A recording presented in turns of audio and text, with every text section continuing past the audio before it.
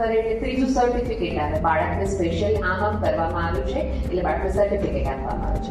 એટલે બાળકને એક માઇન્ડસેટ બની જાય છે ઓકે કે જ્યારે આપણે કંઈક પરફોર્મ કરીએ ત્યારે આપણે કંઈક મળવું તો જોઈએ, કે સર્ટિફિકેટ મળવું જોઈએ, કે ભેટ મળવું જોઈએ, કે એવોર્ડ મળવું જોઈએ. અહીંયા બેઠેલા તમામ પેરેન્ટ્સને વિનંતી કરું છું અને ટીચર્સને પણ કે જ્યારે બાળક કશું પરફોર્મ કરે અથવા તો ક્યાંક નંબર લાવે ત્યારે એને એમનો કે વાતો પહેલો આવ્યો કે વાતો પહેલી આવી, માત્ર એને એક વાક્ય કહો કે વાહ બેટા તે બહુ સરસ મહેનત કરી. એના મહેનતના વખાણ કરો, એની આવડતના વખાણ કરો, એ શું લાગ્યો છે એના નહીં,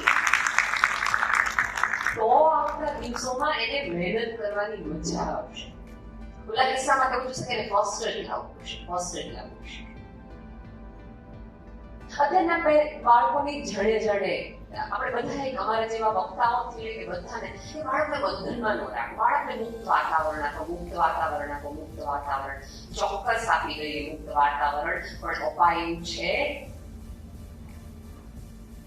એવું વાતાવરણ બહાર સર્જી શક્યા છીએ, આપણે એવો સમાજ મૂકી શક્યા છીએ, એ મોકલી દઈએ દીકરી. એવું તો છે ને. એક છોકરાને બહુ ફરિયાદ હતી કે મારા પપ્પા મને બહુ છોડીને રાખે, મારા પપ્પા મને બહુ બાંધીને રાખે, હું આટલો ડાયો છું, આટલો સારો છું, તોય મારા પપ્પા મને બહુ જ બાંધીને રાખે. એટલે હંમેશા વિચાર મારે કે આને હું કઈ રીતે સમજાવું કે તું જે બંધન મળે છે ને એ ખરેખર તારી સાચવણ છે, એ કેશ, એ પ્રેમ છે. ઉત્તરાયણનો સરસ મજાનો દિવસ હતો. બાપે ફિરકી પકડી અને છોકરો મસ્ત પતંગ ચગાવે, એવું સરસ પતંગ ચગાવે, બહુ જ પતંગ ચગાવે. પતંગ બહુ ઊંચે અને થોડીક વાર પછી છોકરાએ પોતાના પિતાને કીધું કે પિતા પપ્પા આ છે ને પતંગ કેવો સરસ હવામાં ઉડે છે, આવું સરસ ખુલ્લું આકાશ છે, મને આમ એવું લાગે છે કે આ દોરી છે ને એ આ પતંગને બાંધી રાખે છે. આ દોરી આ પતંગને બાંધી રાખે છે. જો આ દોરી બાંધેલી ન હોય તો આ પતંગ ક્યાંય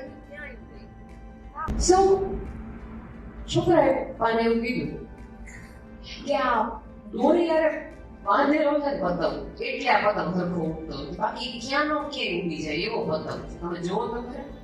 પપ્પા કહે એવું લાગે છે આ ફિરકી સાથે બાંધેલો છે એટલા માટે આ પતંગ ઉડતો નથી અથવા હજી ઉડી શકે. એ કામ કરે, કાપી નાખ ને દોરી કાપી નાખ, ભલે ઉડતો ગમે ને જાય. છોકરી દોરી કાપી અને ખરેખર પતંગ એવો સરસ આકાશમાં ઊંચે જાય. છોકરો બાપને અદબ પડીને જોયા રાખે. છોકરો જોયું મેં કીધું હતું ને ત્યાં દોરી કાપી નાખશો ને પતંગ ક્યાંય ઊંચે ઉડેવાનું સમજો છો. પપ્પા કે વાત તારી હાવ વાત છે. થોડીક વાર થઈ હવા ભાઈ જે પતંગ ઉપર ઉડતો હતો ધડામ લઈને નીચે આવી અને કાંટાળા ઝાડમાં ફસાઈ ગયું, ફાટી ગયો.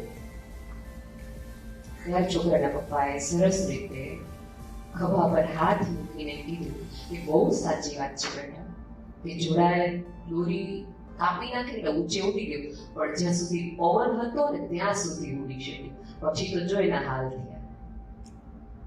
બાકી હજી ફિરકીમાં ક્યાંક કેટલી બધી દોરી હતી, ઘણી બધી દોરી હતી. કદાચ આકાશને પહેલે પાર જઈ શકે એટલી બધી દોરી હતી. આપણે આપણા સંતાનને એટલું જ સમજાવવાનું છે કે અમે જોડાયેલા છીએ તારી સાથે ત્યાં સુધી એટલા માટે કે તું ગમે એટલું ઉડી શકે એટલી અમારી પાસે માંજોઈ છે, દોરીએ છે, એટલી ક્ષમતા અને તાકાત બંને છે. તું ઉડવા માટે જ બેટા સર્જાયેલો છો. આપણા સંતાનોને એટલી શ્રદ્ધા આપો કે વિશ્વના કોઈ પણ સ્ટેજ ઉપર પરફોર્મન્સ તું કરતો હોઈશ તારા મા બાપ તાળી પાડવા માટે ઉભા હશે. જ્યારે જીવનની એક પણ મુશ્કેલી, એક પણ પ્રોબ્લેમમાં તારી આંખને અમારી આંખની જરૂર હશે ત્યારે બે આંખો, એ ચાર આંખો વિશ્વના કોઈ પણ ઓડિટોરિયમમાં હશે તારી, તને જોવા મળે, તને વિરડાવા